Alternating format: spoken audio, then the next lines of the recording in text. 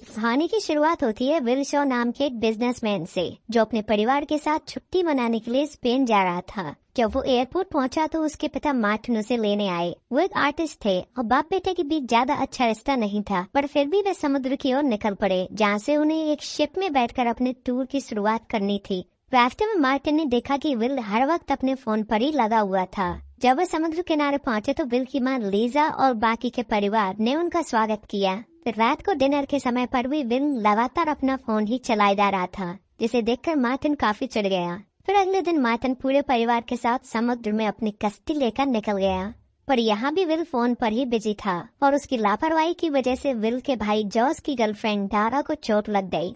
तभी मार्टिन ने गुस्से में आकर विल का फोन समुद्र में फेंक दिया और उन दोनों के बीच बहस हो जाती है। और फिर विल बोट से कूदकर शहर की ओर जाने लगता है। उसकी माँ से बोलती है कि डारा की चोट के लिए दवाई ले आना। शहर पहुंचकर वो डारा के लिए दवाई लेता है और जब वो वापस आता है तो उसे अपनी बोट नहीं दिखती है। फिर वो सबसे बोट के बारे में पूछने लगता है, लेकिन किसी को कुछ पता नहीं होता है। फिर वो ढूंढते ढूंढते ऊंचे पहाड़ से देखता है तो उसे बोट दिख जाती है, लेकिन जब वो उस पर जाता है तो उसे वहाँ कोई नहीं मिलता। वो मदद के लिए भागते हुए पुलिस स्टेशन जाता है, लेकिन वहाँ उसकी पहले कोई नहीं सुनता। फिर एक पुलिस वाला और ऑफिसर उस बोट की तरफ जाते हैं, लेकिन वहाँ उन्हें एक आदमी मिलता है जो उसे विल बुलाता है। वो उससे पूछता है कि तुम्हें मेरा नाम कैसे पता? तो वो बोलता है कि तुम्हारी माँ ने मुझे तुम्हारा नाम बताया। असल में वो आदमी और पुलिस वाला मिले हुए थे और उन लोगों ने विल की फैमिली को किडनैप कर लिया था। लेकिन विल वहाँ से पुलिस की कार लेकर भाग जाता है, लेकिन उसकी कार टकरा जाती है और वो लोग उसे पकड़ लेते हैं।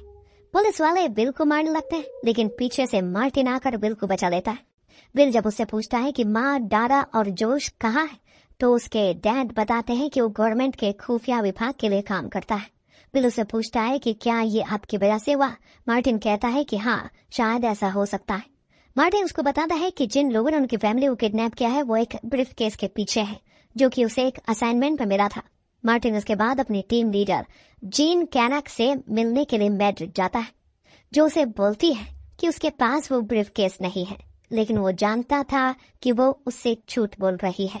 मार्टिन जैसे ही जीन से मिलकर अपनी कार की तरफ आ रहा होता है, तभी एक स्नाइपर शूटर गॉरमैन उसे गोली मार देता है, जिससे उसकी वहीं पर डेथ हो जाती है। फिर बाहर आता है और अपने पिता को मरा हुआ देखने के बाद वो टूट जाता है। तभी मार्टिन का फोन बजता है, पर जब तक विल फोन को बाहर निकालता तब तक स्नाइपर उस पर भी गोलियां चलाने लगता है। फिर भी विल मार्टिन की बंदूक और फोन लेकर के यहाँ से भाग जाता है और जैसे ही कॉल पिक करता है उसे पता लगता है कि ये कॉल किडनैपर्स का है। उन लोगों ने मार्टिन को कॉल किया है, लेकिन वो मार्टिन को टॉम नाम से बुलाते हैं। तो विल को ये बात समझ में नहीं आती, लेकिन अभी भी स्नाइपर उसके पीछे लगा हुआ है। तभी यहाँ पर पुलिस वाले भी आ जाते हैं और स्नाइपर एक पुलिस वाले को मार गिराता है। तो पुलिस वालों को लगता है कि विल ने ही मारा है इस पुलिस वाले। तो विल भागता जाता है और सारे पुलिस वाले ऐसे ही उसका पीछा करते रहते हैं, लेकिन एक वक्त के बाद विल इन्हें चकमा दे देता है और जाता है एक पब्लिक टॉयलेट में, अपने आप को क्लीन करता है और सोचने लगता है कि अब आखिर उसे क्या करना चाहिए। तब उसे आइडिया आता है कि अब वो सीधा एम्बेसी में जाएगा और वहाँ पर मदद मांगने की कोशिश करेगा, लेकिन उसे एम्बेसी के अंदर भी नहीं घुसने देते। तब वो एक गार्ड को मार करके जाता है अंदर और बात करता है यहाँ के अधिकारी से और उन्हें बताता है कि मार्टिन एक CIA ऑफिसर था। तब वो ऑफिसर जैसे ही डिटेल्स को चेक करता है, कहता है कि मार्टिन शॉ नाम का कोई भी CIA ऑफिसर कभी था ही नहीं, तुम्हें जरूर कोई गलत फहमी हुई है और जल्दी ही पुलिस वाले तुम्हारे पीछे लगने वाले हैं। तभी इन सारी बातों को सुन करके यहाँ से जाने लगता है। तभी उसे बताया जाता है कि नीचे तुमसे कोई बिल्ले आया है। तभी नीचे आकर के देखता है कैरेक को। कैरेक बताती है कि मैं तुम्हारे पिता के सबसे अच्छे दोस्तों में से, अगर तुम्हें भरोसा नहीं होता तो मैं तुम्हें तुम्हारे बचपन के बारे में बता सकती हूँ, जिस बारे में मार्टिन सिर्फ अपने करीबी दोस्तों से बात किया करता था। और इतना कहने के बाद वो कहती है कि मैं तुमसे ये बात भी नहीं छुपाऊंगी कि तुम्हारे पिता को मेरे ही ऑर्डर पर मारा गया है और तुम्हें अगर इससे आगे की सच्चाई जाननी है तो आकर के मेरे गाड़ी में बैठो। कैरेक ने कहा कि मार्टिन ने सूटकेस चुराकर गद्दारी की, इसलिए हमें उसकी जान लेनी पड़ी। अब कैरेक चाहती थी कि विल वो सूटकेस ढूंढने में उनकी मदद करे। ये बात सुनकर विल ने तबीयत खराब होने का नाटक किया और फिर गाड़ी से बाहर निकलकर बाहर निकला। कैरेक के गुंडों को चकमा देकर विल एक बस में चढ़ गया और उसे फिर से किडनैपर्स का फोन आया। किडनैपर्स ने फिर से उससे सूटकेस की मांग की और उसके परिवार को जान से मारने की धमकी देने लगी। फिर विल ने देखा कि मार्टिन के फोन से डिएगो नाम के एक आदमी को बार बार फोन गया था, इसलिए उसने डिएगो से मिलने का फैसला किया। लेकिन जैसे ही वह डिएगो के घर पहुंचा तो एक कातिल पहले ही वहाँ विल के इंतजार में बैठा हुआ था। अब विल को अपनी जान बचाने के साथ साथ वहाँ मौजूद लूसिया नाम की एक लड़की की भी जान बचानी थी। उस कातिल का काम तमाम करके विल ने लूसिया को बताया कि वह डिएगो से मिलने आया है, जिस पर लूसिया ने बताया कि डिएगो उसके अंकल हैं और वह विल को उनके पास ले जाएगी। मगर जब वे दोनों डिएगो के घर पहुँचे तो उससे पहले ही किसी ने डिएगो की हत्या कर दी थी। तभी उन्हें रसोई से किसी की आवाज सुनाई दी तो विल चुपके से रसोई तक पहुंचा। ये आवाज किसी और की नहीं बल्कि कैरेक और उसके साथी की थी। विल को देखकर कैरेक ने कहा कि उन्हें डिएगो से खास जानकारी चाहिए थी, मगर डिएगो ने जानकारी देने से इनकार कर दिया, इसलिए उन्हें उसे मजबूरन मारना पड़ा। ये सुनकर लूसिया ने उन पर हमला कर दिया और विल तुरंत लूसिया को लेकर छत की ओर भागा। यहाँ से वह तारों के जरिए नीचे आ गिरे। फिर लूसिया विल को एक स्कूटर पर बैठाकर भाग निकली। इधर कैरेक अब भी विल को मारना चाहती थी, क्योंकि वो मार्टिन की मौत का इकलौता चश्मदीद गवाह था। कुछ देर बाद विल की तबीयत बिगड़ी तो लूसिया ने देखा कि उसे तो गोली लगी थी, इसलिए वो तुरंत उसे अपनी एक सहेली के यहाँ ले गई। जल्द ही विल बेहोश हो गया और लूसिया ने अपनी सहेली के साथ उसका इलाज किया। बाद में जब विल को होश आया तो लूसिया ने उससे पूछा कि आखिर ये सब चल क्या रहा है। जब उसने विल के पिता की तस्वीर देखी तो उसने कहा कि वह टॉम को जानती है। वह तो पूछने लगी कि तुम उसे मार्टिन नाम से क्यों बुला रहे हो। विल को लगा कि लूसिया मार्टिन की गर्लफ्रेंड रही होगी, पर फिर लूसिया ने बताया कि टॉम का उसकी माँ के साथ अफेयर था और असल में वो टॉम की ही बेटी है। ये सुनकर विल हैरान रह गया, पर फिर उसने अपने परिवार की जान बचाने के लिए लूसिया को भी साथ चलने को कहा।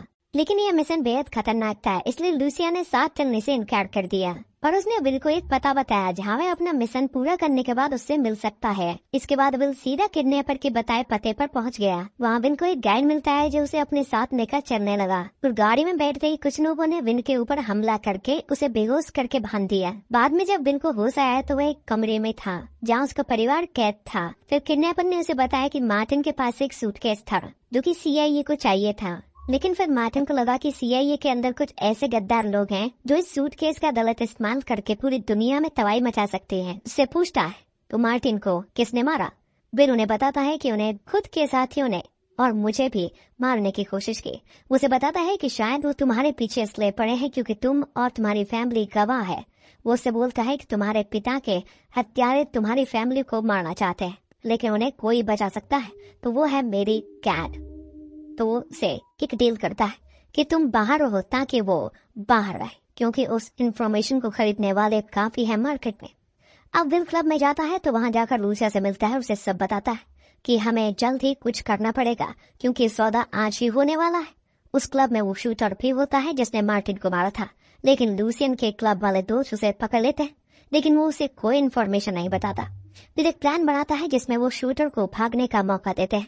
वो वहाँ से भाग जाता है और फिर वो लोग उसका पीछा करने लगते हैं। शूटर जीन से मिलता है और उसके साथ कार में बैठ जाता है जिसका पीछा विल और लूसिया कर रहे थे। विल लूसिया को पार्किंग में ही रोक कर चला जाता है। विल जीन का पीछा करते हुए वहां पहुंच जाता है जहां वो डील चल रही थी, लेकिन तभी वहां किडनैपर आकर विल से बोलता है कि चले जाओ। लेकिन विल बोलता है कि मेरी फैमिली कहाँ है, लेकिन उनकी आवाज जीन और उसके हाथ में सुन लेते हैं। फिर वहाँ गोली चलने लगती है और इसी बीच लूसिया उस शूटर को कार से क्रैश कर देती है जिसके ऑलरेडी गोली लगी होती है। फिर उस ब्रीफकेस को उठाने के लिए जीन कार से आती है।